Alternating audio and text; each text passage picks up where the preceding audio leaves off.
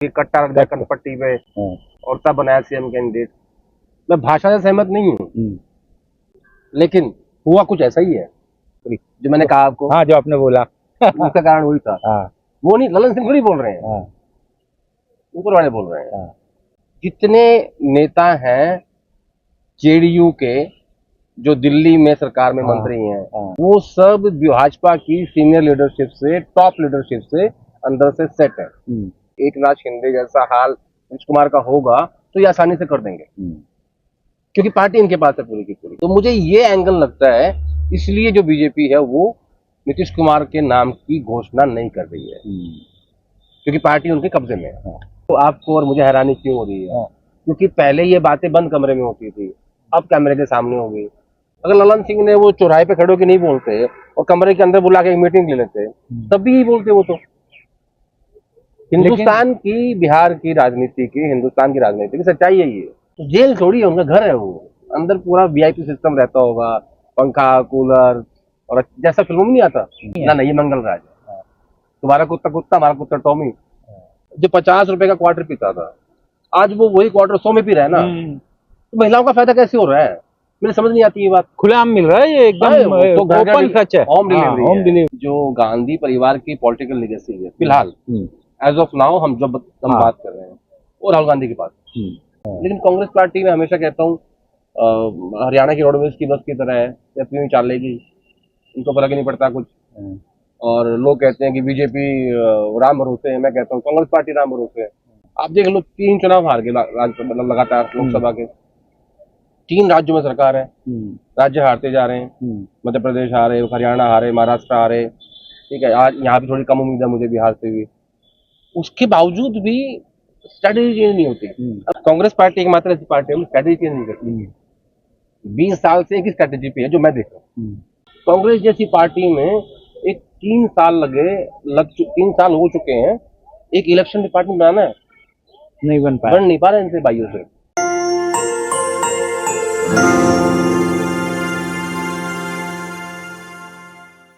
नमस्कार, मैं हूं आपका दोस्त विक्रांत यादव और आप देख रहे हैं आपका अपना चैनल द स्वतंत्र।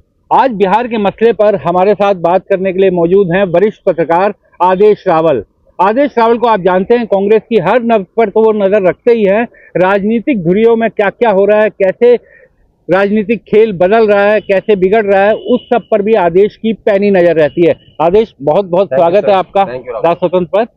आदेश भाई, सबसे पहले तो ये जानना चाहूंगा, बिहार के पहले चरण का मतदान अब एकदम सामने है, कहां पर इस चुनाव को खड़ा इस समय आप देख रहे हैं? क्योंकि पिछली बार जो पहले चरण की वोटिंग हुई थी उसमें एनडीए और आरजेडी महागठबंधन दोनों लगभग बराबर थे।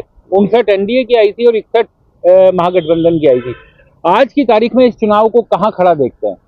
मुझे लग रहा है कि लगभग पहली जैसी स्थिति है। अच्छा, बहुत क्लोज है दोनों, ज्यादा दूरी नजर नहीं आ रही मुझे। और जब मैं ये बात कह रहा हूँ उसका कारण ये है कि 2020 का चुनाव महागठबंधन 12,000 वोट के डिफरेंस से हारा था, लेकिन तब मामला ये था कि एलजेपी अलग लड़ रही थी, रामविलास पासवान। और अब इस बार क्या है कि जो वीआईपी है, जो मल्ला और निषाद वोट बैंक है, जो लगभग 4.6% है, उसी के लिए राहुल गांधी ने वो गोता लगाया है तालाब में। ठीक है ना, वो मैं उसको ऐसे नहीं देखता हूँ, वो मछली नहीं पकड़ रहे थे, वो वोट पकड़ रहे थे। अच्छा, राहुल गांधी जो है वो मल्ला और निषाद वोट पकड़ने गए थे, जो कि एक बड़ा चंक है, 4.6%। मुझे लगता है कि अगर 2% का हेरफेर हो जाए तो कोई भी सरकार पलट जाती है। तो काफी क्लोज है, बट थोड़ा सा एज है एनडीए को अभी। अच्छा, उसका कारण है, उसका कारण ये है कि महागठबंधन में खासतौर पर कांग्रेस पार्टी और तेजस्वी यादव में कमी है कोऑर्डिनेशन की। क्या कोऑर्डिनेशन कमी है? आपने 61 सीट कांग्रेस पार्टी को दी। पहली बात हम बात करते हैं कि कांग्रेस पार्टी की गलती क्या है। कांग्रेस पार्टी की गलती ये रही कि इन्होंने जब वोट अधिकार यात्रा चल रही थी राहुल गांधी की, तो उस दौरान तेजस्वी यादव ने कई इंटरव्यूज में ये कहा कि हमारे पीएम कैंडिडेट जो है वो राहुल गांधी है। लेकिन कांग्रेस पार्टी की जो रणनीतिकार थे, खासतौर पर वहां के प्रभारी हैं कृष्णा लवेरू, उन्होंने ये कहा कि नहीं, हम ना तेजस्वी को घोषित नहीं करेंगे सीएम कैंडिडेट, हम अपना स्ट्रॉन्ग बार्गेन करेंगे। जब जब सीटों का बंटवारा होता था या बातचीत होती थी तो वो कांग्रेस पार्टी में जाते थे, वो कहते थे ठीक है पहले सीएम पे बात करते हैं। तो उन्होंने क्या किया? खराब सीटें दी आपको, आप पे इतना दबाव बना दिया कि आपको फाइनली उसकी बात माननी पड़ी, और आपने कहा कि हमारे सीएम कैंडिडेट तेजस्वी यादव हैं। फिर मुकेश सहनी ने आपके ऊपर प्रेशर बनाया, उन्होंने कहा कि मुझे भी डिप्टी सीएम चाहिए। कांग्रेस पार्टी को क्या मिला? डिप्टी सीएम भी नहीं मिला आपको। आप प्रेशर में भी आए, आपको अच्छी सीट भी नहीं मिली, और जो प्रधानमंत्री जी कह रहे हैं अपने भाषण में कि कट्टा रख दिया कनपट्टी पे और तब बनाया सीएम कैंडिडेट, मैं भाषा से सहमत नहीं हूँ, लेकिन हुआ कुछ ऐसा ही है। दबाव में आके ही आपको इनकी बात माननी पड़ी ना भाई। जब आप आरजेडी पुराना यूपीए का पार्टनर है, वो उतना ही स्ट्रॉन्ग पार्टनर है इंडिया गठबंधन का, ठीक है, सबको पता है। जब लालू परिवार में इस बात की सहमति है कि हमारे सीएम कैंडिडेट तेजस्वी यादव है, न रोहिणी आचार्य है, न मीसा भारती है, न तेज प्रताप है, कोई नहीं है, कोई नहीं।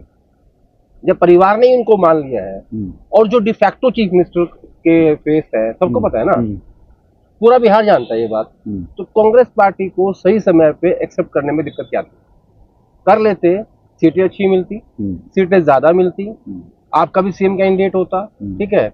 और जो जो मान सम्मान तेजस्वी यादव ने राहुल गांधी को दिया एज ए पीएम कैंडिडेट बना के, बनाएगी तो जनता, ठीक है ना, वो तो बात की बात है। लेकिन क्या होता है कि जब आपके पार्टनर्स और घर में आपकी इज्जत ना हो ना, तो फिर आप चौधरी बन नहीं पाते। पहले आप घर में चौधरी बनते हो, तभी बात बनेगी ना। जब तक घर के लोग चौधरी नहीं कहेंगे, बाहर वाला कौन कहेगा? तो ये गलती कांग्रेस पार्टी की हुई।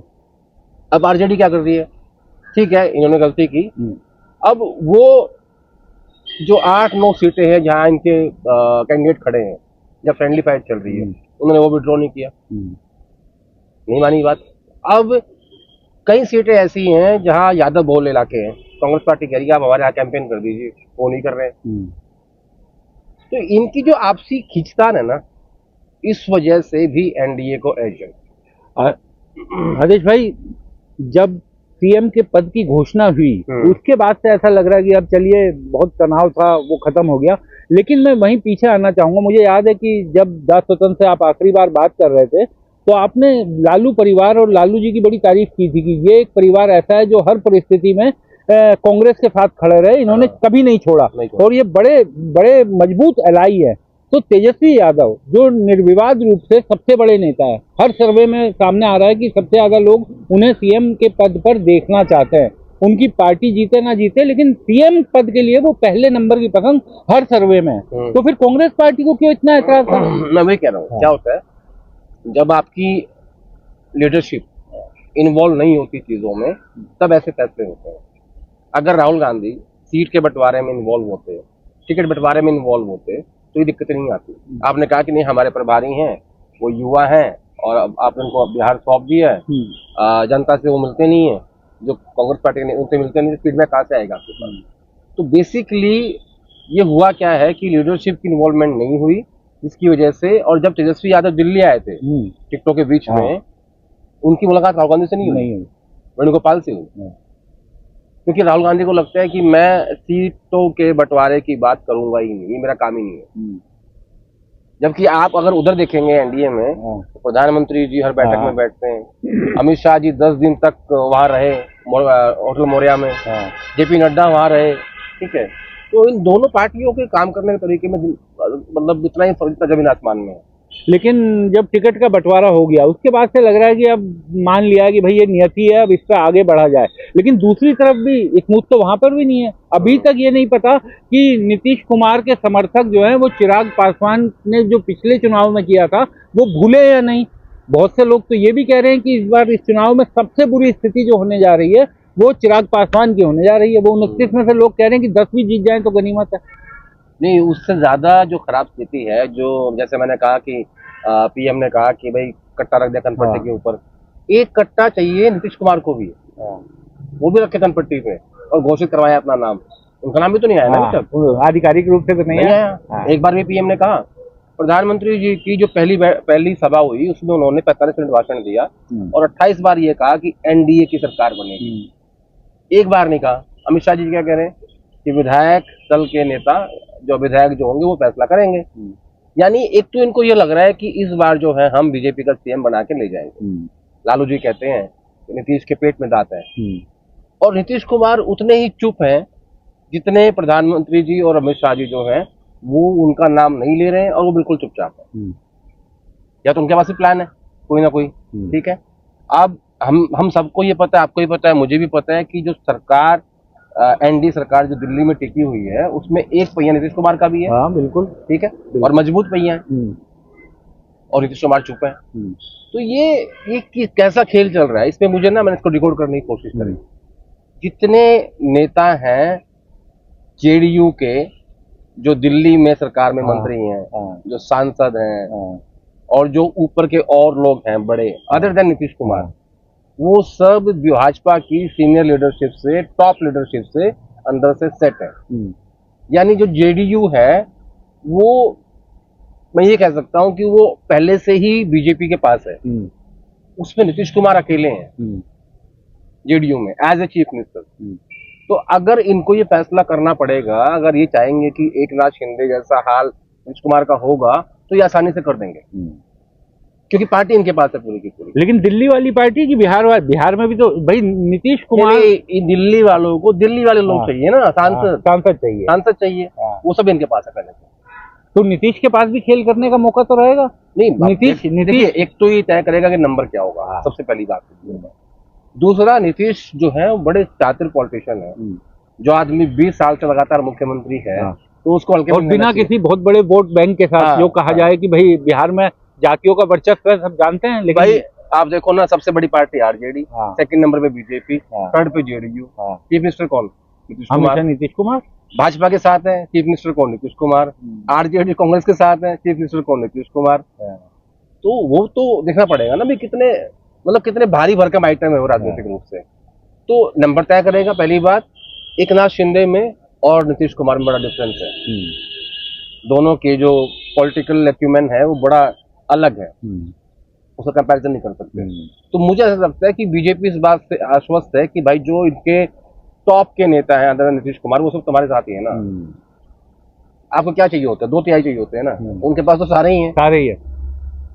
तो मुझे ये एंगल लगता है, इसलिए जो बीजेपी है वो नीतीश कुमार के नाम की घोषणा नहीं कर रही है, क्योंकि पार्टी उनके कब्जे में है।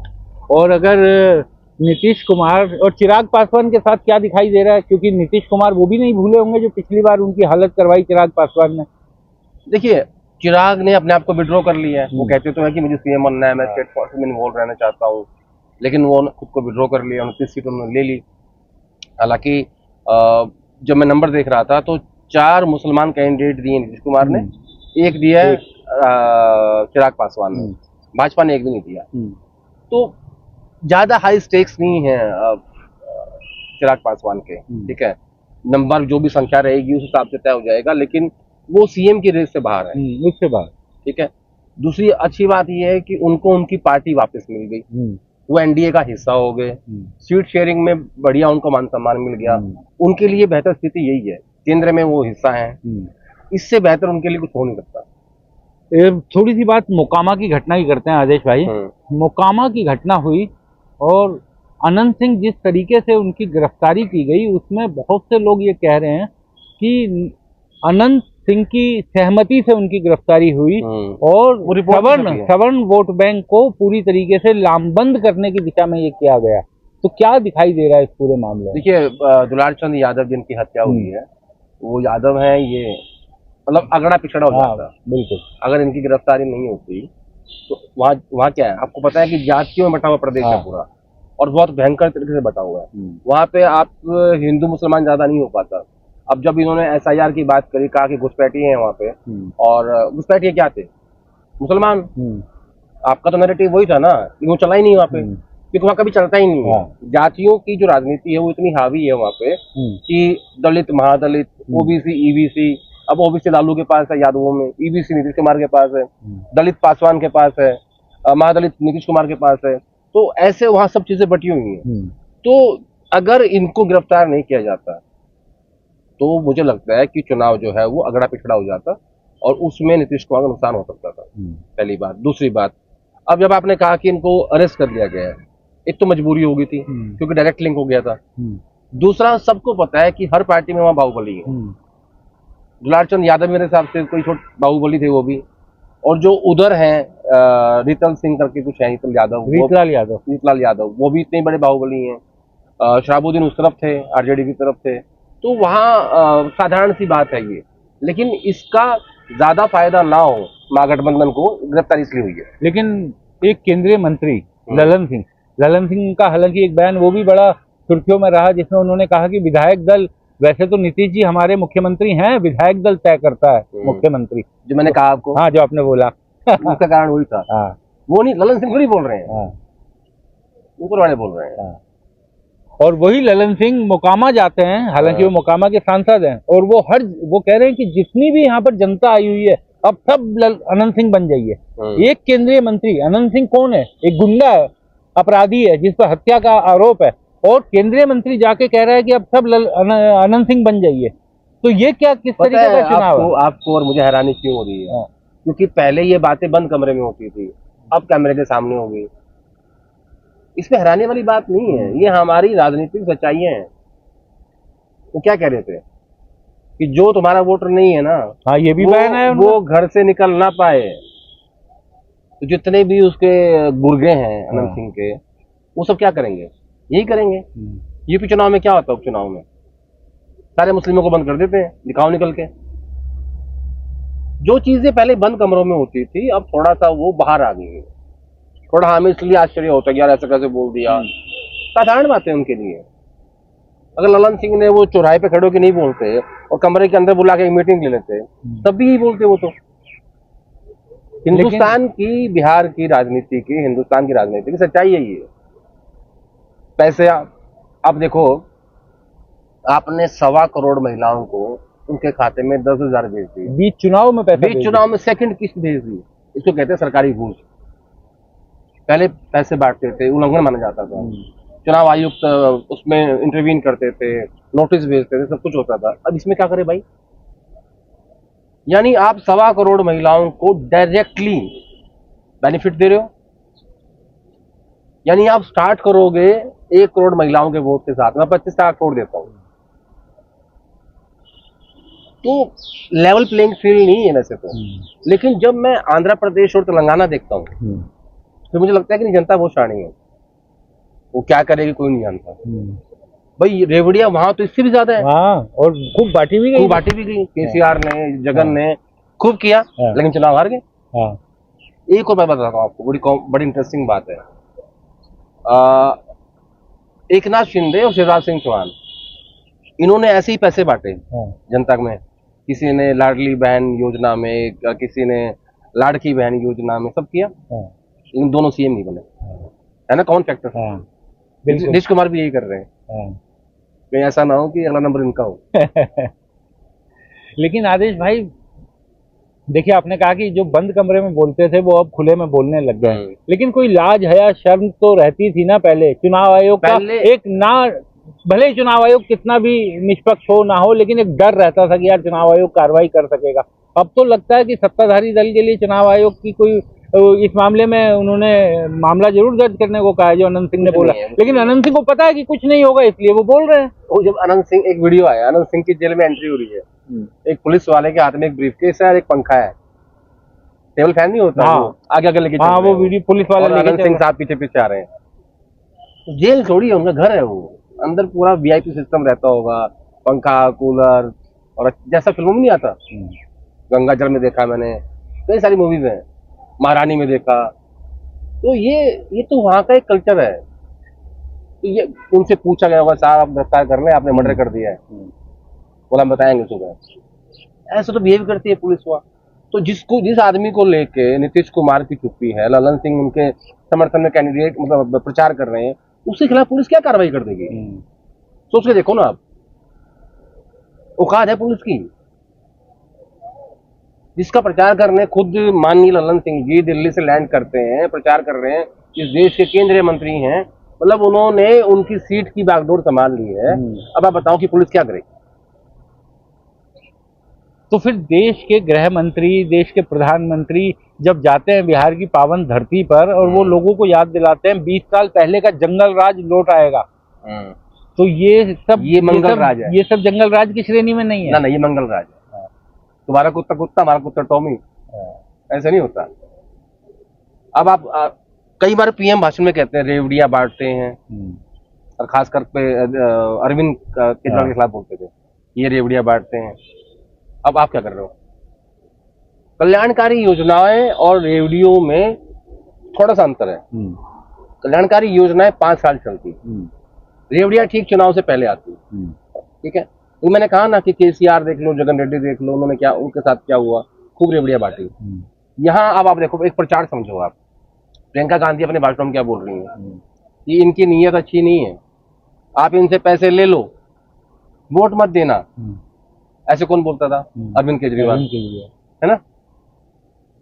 तो विपक्ष भी इस बात को समझ रहा है कि हमारे पास इसका कोई तोड़ नहीं है, ठीक है, कोई ऑल्टरनेट नहीं है, तो हम जनता को कैसे बताएं कि ये पैसा तुम रख लो, लेकिन वोट देने का अधिकार वो तुम्हारे पास है। पैसे लेने के बाद भी तुम्हारे पास है। पैसे लेने के बाद भी गारंटी नहीं है कि को वोट देनी, हमें दे देना।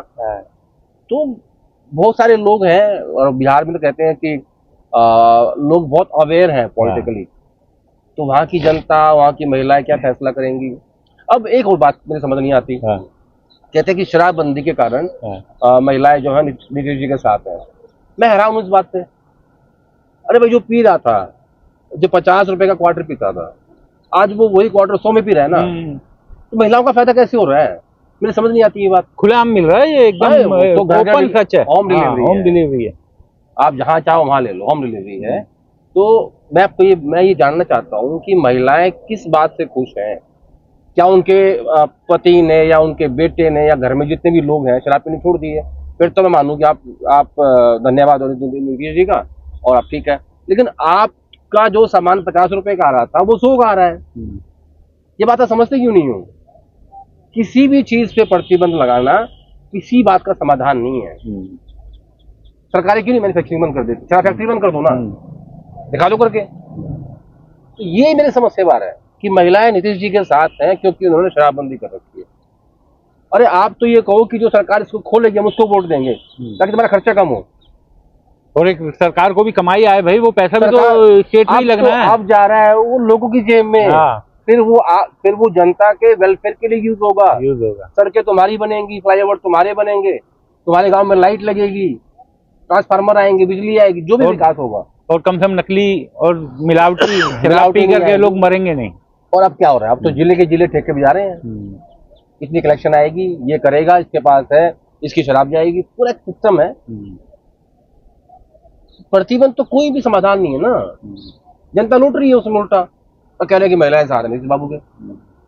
आदेश भाई, प्रियंका गांधी को लेकर के उनकी रैली तो लगाई कांग्रेस ने, बड़ा लगता है कि बहुत कम प्रयोग किया जाता है। प्रियंका गांधी को अगर बिहार चुनाव में उनका क्रेज है और महिलाएं उन्हें सुनना भी चाहती हैं, महिला वोटर्स को आप टारगेट भी कर रहे हैं, तो क्यों ये झिझक क्यों है कांग्रेस में? देखिए, मुझे ऐसा लगता है कि जैसे जो गांधी परिवार की पॉलिटिकल लेगेसी है फिलहाल, एज ऑफ नाउ हम बात कर रहे हैं, वो राहुल गांधी के पास। अब उसका डिफरेंस बता देता हूँ आपको क्या है। प्रियंका गांधी अब जाके पहली बार सांसद बनी है, राहुल गांधी 5वीं बार के सांसद हैं, पूर्व कांग्रेस अध्यक्ष हैं, इस देश के नेता प्रतिपक्ष हैं। तो उससे आप समझ जाइए कि कितनी सीनियरिटी है उनके दोनों के राजनीतिक सफर में। आयु में नहीं है ज्यादा, हार्डली इस वक्त शायद 2 साल का है, लेकिन राजनीतिक जो कैरियर है उसमें ज्यादा सीनियरिटी राहुल गांधी की, और वो नजर भी आता है। तो मुझे लगता है कि प्रियंका इसलिए अपने आप को सीमित दायरे तक ही रखती हैं कि भाई मेरी ये लाइन है, मैं इसको क्रॉस करना नहीं चाहती। पार्टी ने कहा कि आपको 2 सभा करने, तो वो कर देती हैं। पार्टी ने कहा कि हिमाचल चुनाव है, आप राहुल गांधी यात्रा कर रहे हैं, आपको चुनाव लड़ना है, लड़वाना है, जितवाना है, जितवाया उन्होंने। तो जो मुझे लगता है कि जो उनको असाइनमेंट दिया जाता है वो उस पर भरपूर अच्छा परफॉर्म करती हैं, और अदरवाइज वो खुद को सीमित रखती है। तो पार्टी क्यों नहीं उनको ज्यादा असाइनमेंट देती? मुझे लगता है पार्टी से ज्यादा परिवार का मसला है। ये जो मसला है ये फैमिली मैटर है बेसिकली। इसमें फैमिली तय करेगी भाई उनको किसको किस रूप में कहाँ रखना है। हाँ, मैं कितना बोल सकता हूँ कि जितनी भी क्राइसिस होती है पार्टी में और परिवार से रिलेटेड जितनी भी चीजें होती हैं, वो सब को प्रियंका गांधी ही मैनेज करती है। ऐसे मेरे पास उदाहरण है, बहुत सारे हैं, मैं आज 2 बता देता हूँ आपको। अभी हाल ही में as a LOP Rahul Gandhi ने फर्स्ट डिनर दिया था, जिसमें उन्होंने खुद से इनवाइट किया डिफरेंट डिफरेंट पार्टीज के नेताओं को, और उसको पूरा मैनेज किसने किया? प्रियंका गांधी ने। फिर सुख को सरकार खतरे में आई, विधायक तोड़ने की कोशिश हुई और वहां राज्यसभा चुनाव भी हार गए थे, उसको किसने मैनेज किया? प्रियंका गांधी ने। अशोक गहलोत सचिन पायलट आमने सामने हुए, किसने मैनेज किया? प्रियंका गांधी ने। टीएस सिंहदेव भूपेश बघेल आमने सामने हुए, किसने मैनेज किया? प्रियंका गांधी ने। वो ये सारे काम पर्दे के पीछे जाके करती हैं, उसमें नजर नहीं आएंगी आपको, उनको क्रेडिट भी नहीं चाहिए। जितने ऐसे क्राइसिस, पप्पू यादव की पार्टी मर्ज की किसने की? प्रियंका गांधी ने की। जहां जहां पार्टी को ये महसूस होता है कि अब किसी एक व्यक्ति की आवश्यकता है जो इस झगड़े को सुलझाए, जो इस समस्या का समाधान करे, वो सारे काम प्रियंका गांधी करती है। तो उनका दायरा राजनीतिक रूप से सीमित है, लेकिन क्राइसिस मैनेजमेंट की वो हेड है, पार्टी की भी और फैमिली की भी। G23 याद है आपको? बिल्कुल। किसने डिसमेंटल किया? प्रियंका गांधी ने। राहुल गांधी इन झगड़ों के आसपास कहीं नहीं जाते, वो सीट शेयरिंग की बात भी करना नहीं चाहते। वो क्या बात करेंगे? संविधान की, पिछड़ों की, ओबीसी की, कास्ट सेंसस की, दलित के अत्याचार की, ठीक है, और अडानी की, अंबानी की, चीन की, अमेरिका की, पाकिस्तान की, वो सब बातें करेंगे, लेकिन क्राइसिस की बात नहीं करेंगे। लेकिन आदेश भाई, पॉलिटिकल पार्टियों के बीच कांग्रेस के, अगर हम कांग्रेस की बात करें, कांग्रेस के सबसे विश्वासी सहयोगी लालू यादव और उनकी परिवार का, उनके साथ जिस तरीके से हुआ नाम को लेकर कि उनके नाम की घोषणा की जाए या नहीं की, जितना तनाव हुआ सबने देखा। तो ये तो बाकी आपके सहयोगियों को भी एक अंदेशा, खतरा। अब यूपी में जब अखिलेश यादव जब बातचीत करेंगे तो वो ये सब चीजें पहले सोच के करेंगे। तो ये तो राहुल गांधी के कारण कि उन्होंने अपने नेताओं पे छोड़ दिया, उन पे विश्वास किया, लेकिन ये तो उनके लिए नुकसान हो सकता है। हुआ ना नुकसान? मैं नुकसान गिनवाया आपके, नुकसान हुआ। नुकसान सीटों में हुआ, अच्छी सीटें नहीं मिली, नुकसान हुआ कि आपको डिप्टी सीएम का पद नहीं मिला, नुकसान हुआ कि आपकी वजीयत हुई, ठीक है, नुकसान हुआ कि आप जितना आप बेहतर प्रचार करते, स्ट्रेटेजी बनाते, आप कुछ पॉजिटिव काम करते हैं ना, क्या किया आपने? तो नुकसान होते हैं, लेकिन कांग्रेस पार्टी में हमेशा कहता हूँ हरियाणा की रोडवेज की बस की तरह है, या क्यों ही चलेगी, उनको फर्क ही नहीं पड़ता कुछ। और लोग कहते हैं कि बीजेपी राम भरोसे है, मैं कहता हूँ कांग्रेस पार्टी राम भरोसे है, बीजेपी तो मोदी के भरोसे है। ये इस पार्टी का एक अलग मोड है और वो उसी मोड में रहती है, उस मोड से बाहर निकलना नहीं चाहती। आप देख लो, 3 चुनाव हार गए मतलब लगातार लोकसभा के, 3 राज्यों में सरकार है, राज्य हारते जा रहे हैं, मध्य प्रदेश हारे, हरियाणा हारे, महाराष्ट्र हारे, ठीक है, आज यहाँ भी थोड़ी कम उम्मीद है मुझे बिहार से भी। उसके बावजूद भी स्ट्रेटेजी चेंज नहीं होती। मान लो कि आप युद्ध में हो और स्ट्रेटेजी काम नहीं कर रही है, तो आप उसको चेंज करते हो ना। कोई भी जो अच्छा मतलब आर्मी का प्रमुख होगा, जो आर्मी चीफ होगा, वो देखेगा यार मैं यहाँ से मिसाइल छोड़ रहा हूँ, वो टारगेट पे नहीं जा रही है, या तो आगे पड़ रही है, पीछे पड़ रही है, तो वो बड़ी स्ट्रेटेजी चेंज करता है। कांग्रेस पार्टी एकमात्र ऐसी पार्टी है स्ट्रेटेजी चेंज नहीं करती। 20 साल से एक ही स्ट्रेटेजी पे है जो मैं देख रहा हूँ। आदमी अपनी भूल से सीखता है कि दोबारा ऐसी गलती ना हो, फिर ऐसी होती है, दूसरी बार होती है, तीसरी बार होती है, चौथी बार होती है। इसका मतलब ये है कि आप सीखना नहीं चाहते। और इन 15 सालों में इतनी स्ट्रैटेजी चेंज हुई है चुनाव लड़ने की। लोग हाँ, बिल्कुल बदल गया, बिल्कुल बदल गया, ठीक है। लोग क्या तरीका था चुनाव लड़ने का, अब क्या हो गया है, नहीं। इन्होंने 2022 में एक बात कही उदयपुर चिंतन शिविर में, संकल्प लिया, कहते हैं कि हम संकल्प लेते हैं कि हम बीजेपी की तरह एक इलेक्शन डिपार्टमेंट बनाएंगे। वो डिपार्टमेंट सिर्फ चुनाव लड़वाएगा। 2025 चल रहा है, बढ़ नहीं पाया। तो